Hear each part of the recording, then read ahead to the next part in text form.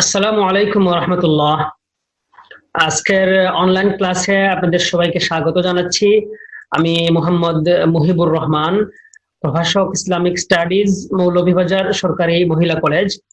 আজকে আমি যে ক্লাসটা নিব সেটা হচ্ছে দ্বাদশ শ্রেণীর ইসলাম শিক্ষা বিষয়ের দ্বিতীয় পত্র, প্রথম অধ্যায়, দশম পাঠ। আজকের ক্লাসের শিরোনাম হচ্ছে মাক্কি সূরা ও মাদানী সূরার পরিচয় ও বৈশিষ্ট্য।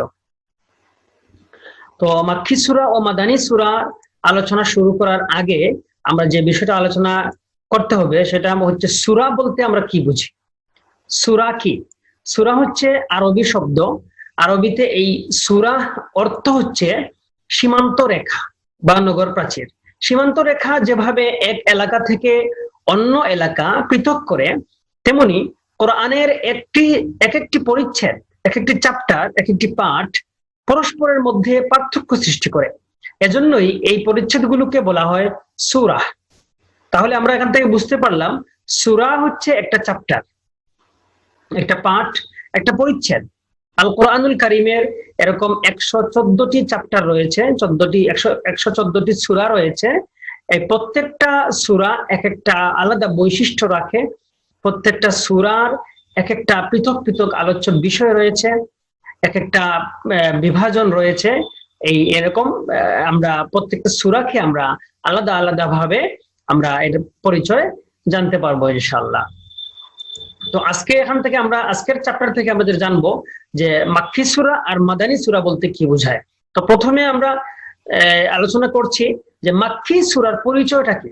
মাক্কি সূরার পরিচয় হচ্ছে হযরত মুহাম্মদ সাল্লাল্লাহু আলাইহি ওয়াসাল্লাম, যার উপরে কোরআন অবতীর্ণ হয়েছে, তিনি যে হিজরত করে গিয়েছিলেন, মক্কা থেকে যে মদিনায় হিজরত করেছিলেন, এই হিজরতের পূর্বে অবতীর্ণ সূরাগুলোকে মাক্কি সূরা বলা হয়। অর্থাৎ রাসূল করিম সাল্লাল্লাহু আলাইহি ওয়াসাল্লাম হিজরতের সময়, অর্থাৎ মদিনায় পৌঁছার পূর্ব পর্যন্ত যে সমস্ত সূরা অবতীর্ণ হয়েছে সেগুলোকে মক্কি সূরা বলা হয়। এমনকি যদি এই হিজরতের পথেও যদি কোনো সূরা অবতীর্ণ হয়েছে সেগুলাও মাক্কি সূরার অন্তর্ভুক্ত। মাক্কি সূরার মোট সংখ্যা হচ্ছে ৮৬টি। এরপরে আমরা জানবো যে মাক্কি সূরার কি কি বৈশিষ্ট্য রয়েছে। আসলে মূলত মাক্কি সূরার পরিচয় এই পূর্বে আমরা যেটা বলেছি সেটাই, যেগুলা হিজরতের পূর্বে অবতীর্ণ হয়েছে সেগুলাই হচ্ছে মাক্কি সূরা।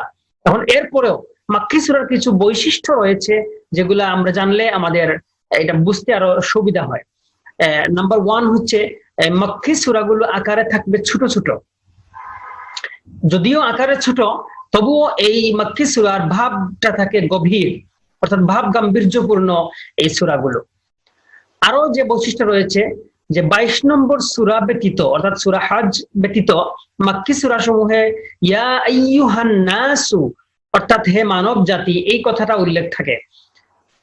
কিন্তু ইয়া আইয়ুহাল্লাযিনা আমানু, হে মুমিনগণ, এই বাক্যাংশটি উল্লেখ নেই। ইয়া আইয়ুহাল্লাযিনা আমানু এই বাক্যাংশটা সাধারণত মাদানী সূরায় উল্লেখ থাকে। আরো যে বৈশিষ্ট্য রয়েছে তার মধ্যে উল্লেখযোগ্য হচ্ছে মাক্কি সূরা সমূহে তাওহীদ এবং রিসালাতের প্রতি আহ্বান জানানো হয়েছে। তাওহীদ মানে হচ্ছে মহান আল্লাহ তাআলা যে এক সৃষ্টিকর্তা, একক মাবুদ, এটাকে বলা হয় তাওহীদ। আর রিসালাত মানে হচ্ছে মুহাম্মদুর রাসূলুল্লাহ সাল্লাল্লাহু আলাইহি ওয়াসাল্লাম, যে আমাদের নবী ও রাসূল, আমাদের কাছে আল্লাহর পক্ষ থেকে বার্তাবাহক, সেটাকে বোঝানো হয়। অর্থাৎ তাওহীদ আল্লাহর একত্ববাদ, রিসালাত মুহাম্মদুর রাসূলুল্লাহ সাল্লাল্লাহু আলাইহি ওয়াসাল্লামের নবুয়ত ও রিসালাতের প্রতি ঈমান, এই সমস্ত বিষয় মাক্কি সূরাতেই সাধারণত বেশি পাওয়া যায়। আরো যে বৈশিষ্ট্য রয়েছে তার মধ্যে হচ্ছে মৃত্যুর পরবর্তী পুনরুত্থান, পার্থিব জীবনের সকল কৃতকর্মের হিসাব নিকাশ, এই সব কিছু আমরা বেশিরভাগ দেখা যায় যে মাক্কি সূরায় বেশি বর্ণিত হয়েছে।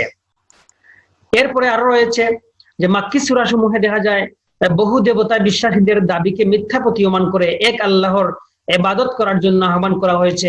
আল্লাহর সাথে শরীক নেই, এই বিষয়ে বর্ণনা করা হয়েছে মাক্কি সূরাগুলোতে। আরো রয়েছে যে মাক্কি সূরা সমূহে কাল্লা, অর্থাৎ কখনো না, এই শব্দটা প্রায়ই পাওয়া যায়। অর্থাৎ কোনো নেগেটিভ ধারণা বা কোনো কোনো প্রত্যাখ্যাত ধারণাকে বাতিল করার জন্য আল্লাহ সুবহানাহু ওয়া তাআলা সেটা উল্লেখ করে এরপরে এটাকে ক্যান্সেল করে দিয়েছেন, অস্বীকার করে দিয়েছেন, বলছেন কাল্লা, কখনো না, অর্থাৎ এরকম হতে পারে না। এইরকম বাক্যর ধারাগুলো সাধারণত মক্কি সূরাতেই পাওয়া যায়। এখন আমরা দেখব মাদানী সূরা। মাদানী সূরার পরিচয় আমরা প্রথমে জানি। আগেই বলেছি যে যেগুলা হিজরতের পূর্বে অবতীর্ণ হয়েছে সেটা হচ্ছে মাক্কি সূরা, আর যে সমস্ত সূরা হিজরতের পরে অবতীর্ণ হয়েছে সেগুলাই হচ্ছে মাদানী সূরা। আবারও এখানে বলা হচ্ছে যে মাদানী সূরা বলতে মুহাম্মদ সাল্লাল্লাহু আলাইহি সাল্লামের হিজরতের পরে অবতীর্ণ সূরাগুলোকে বোঝানো হয়। এখন আমরা জানবো যে মাদানী সূরার মোট সংখ্যা কয়টা, এটাও পরীক্ষায় আসে। মাদানী সূরার মোট সংখ্যা হচ্ছে 28টি। মাদানী সূরার এখন কিছু বৈশিষ্ট্য আমরা আলোচনা করব সংক্ষেপে। মাদানী সূরার বৈশিষ্ট্যের মধ্যে অন্যতম হচ্ছে মাদানী সূরা আকারে দীর্ঘ, অর্থাৎ এই সূরাটা সাধারণত একটু দীর্ঘ হয়। আর আমরা মক্কি সূরার আলোচনা দেখেছি যে মক্কি সূরা সাধারণত একটু ছোট আকারের হয়, একটু স্বল্প হয়, মানে এটা দৈর্ঘ্যটা কম থাকে। আর মাদানী সূরার দৈর্ঘ্যটা একটু বেশি থাকে। যেমন কোরআনুল কারীমের সবচেয়ে বড় সূরা আমরা জানি সূরাতুল বাকারা, এই সূরা সবচেয়ে দীর্ঘ, এটা মাদানী সূরা। এরপরে এর মাদানী সূরার আয়াতগুলো সাধারণত বড় বড় হয়ে থাকে। আর আমরা মক্কি সূরার এর বিপরীতে বলবো, সাধারণত মক্কি সূরার আয়াতগুলো একটু ছোট ছোট হয়, আর মাদানী সূরার আয়াতগুলো একটু সাধারণত বড় বড় হয়। এর মানে এই নয় যে মাদানী সূরায় কখনো ছোট আয়াত হবে না, এটা নয়। সাধারণত মানে প্রায়ই দেখা যায় যে মাদানী সূরার আয়াতগুলো একটু বড় বড় হয়। আরো বিষয় রয়েছে যে মাদানী সূরা সাধারণত গদ্য রীতি অনুসরণ করা হয়েছে, অর্থাৎ মাক্কি সূরায় দেখা যাবে যে ছোট ছোট আয়াত, অন্তমিল ছন্দমিল বেশি পাওয়া যায়। আর মাদানী সূরায় অন্তমিল ছন্দমিল বেশি না পাওয়া গেলেও এখানে আরেকটা যে বিষয় সেটা হচ্ছে গদ্য রীতি সেখানে পাওয়া যায়। মাদানী সূরার আরো বৈশিষ্ট্যের মধ্যে রয়েছে যে সেখানে শরীয়তের বিধিবিধানকে স্পষ্টভাবে তুলে ধরা হয়েছে। ইসলামের যে সমস্ত হুকুম আহকাম রয়েছে এগুলা বেশিরভাগ আলোচনা পাওয়া যায় মাদানী সূরায়। কেননা ইসলামের প্রথম দিকে অর্থাৎ মক্কি জীবনে ইসলামের সব বিধান এখানে আল্লাহ সুবহানাহু ওয়া তাআলা নাজিল করেন নাই। কেননা মক্কি জীবনে হচ্ছে সাহাবায়ে কেরাম ইসলামে মাত্র দাখিল হয়েছেন, ইসলামে আস্তে আস্তে পর্যায়ক্রমে ইসলামের বিধানগুলা অবতীর্ণ হয়েছে। এজন্য দেখা যায় যে মাদানী জীবনে সবচেয়ে বেশি হুকুম আহকাম অবতীর্ণ হয়েছে।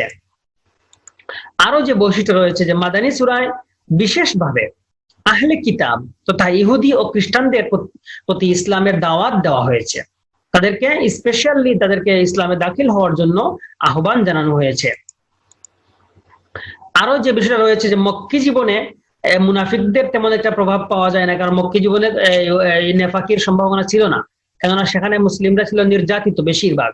আর মদিনায় যখন ইসলাম আসলো, রাসূল করিম সাল্লাল্লাহু আলাইহি ওয়াসাল্লাম যখন মদিনায় ইসলামী রাষ্ট্র প্রতিষ্ঠা করলেন, তখন কিছু কিছু লোক বাহ্যিকভাবে ইসলাম গ্রহণ করেছে, কিন্তু তার অন্তরে তার কুফর রয়ে গেছে, সে অন্তরে ইসলাম গ্রহণ করতে পারে নাই। এরকম বাহ্যিকভাবে মুসলিম কিন্তু অন্তরে অমুসলিম, এরকম এদেরকে বলা হয় মুনাফিক, অর্থাৎ তার বাহির এক ভিতর এক আরেক, এরকম লোকদেরকে বলা হয় মুনাফিক। এই মুনাফিকদের কপট আচরণের কথাগুলা সাধারণত মাদানী সূরায় পাওয়া যায়। আরো অনেক বিষয় রয়েছে মাদানী সূরায়। এর মধ্যে রয়েছে যে ইবাদত, সামাজিক আচার ব্যবহার, রীতিনীতি, পরস্পরের লেনদেন, হালাল হারাম, উত্তরাধিকার আইন, জিহাদের ফজিলত, ব্যবসা বাণিজ্য, পররাষ্ট্রনীতি, বিচার ব্যবস্থা, দণ্ডবিধি, পারিবারিক, আর্থসামাজিক, রাষ্ট্রীয়, সমষ্টিগত জীবনের যাবতীয় সমাধানের উল্লেখ বেশিরভাগ পাওয়া যায় মাদানী সূরায়। আমরা আসলে এই মক্কি সূরার বৈশিষ্ট্য এবং মাদানী সূরার বৈশিষ্ট্য সম্পর্কে যে মূল যে আলোচনাগুলা সেগুলো আমরা আলোচনা করলাম, কিন্তু আসলে এই আল কোরআনুল কারীম এত বিশাল গ্রন্থ, এত সুন্দর সুসজ্জিত একটা গ্রন্থ, এত এত সুন্দর একটা সাহিত্যিক মানে উত্তীর্ণ একটা কিতাব, একটা গ্রন্থ, যার বৈশিষ্ট্য আসলে এত সংক্ষিপ্ত পরিচয় আলোচনা করা সম্ভব নয়। তারপরেও শিক্ষার্থীদের উদ্দেশ্যে আমি এখানে মৌলিক যে বিষয়গুলো রয়েছে সেগুলো আলোচনা করলাম। আশা করি শিক্ষার্থীরা এখান থেকে তার পরীক্ষার যে একটা ধারণা সেখানে পেয়ে যাবে। আর যদি সে বিস্তারিত যদি আরো জানতে চায় তাহলে অবশ্যই আমি পরামর্শ দিব, তার পাঠ্য বই যেটা আছে সেটা অবশ্যই সে দেখবে। এবং পরীক্ষার জন্য এটা একটা গুরুত্বপূর্ণ একটা টপিক, যে মাক্কি সূরার পরিচয়, মাদানী সূরার পরিচয়, মাক্কি সূরার বৈশিষ্ট্য, মাদানী সূরার বৈশিষ্ট্য। এখান থেকে নৈর্ব্যক্তিক প্রশ্ন থাকে, আবার এই সৃজনশীলের মধ্যেও খুব সুন্দর সুন্দর এখান থেকে টপিক প্রশ্ন আসে। তো সৃজনশীলে যাই, যে কোনো প্রশ্নই আসুক, সেখান থেকে যদি এই মৌলিক ধারণা থাকে তাহলে সে আনসার করতে পারবে।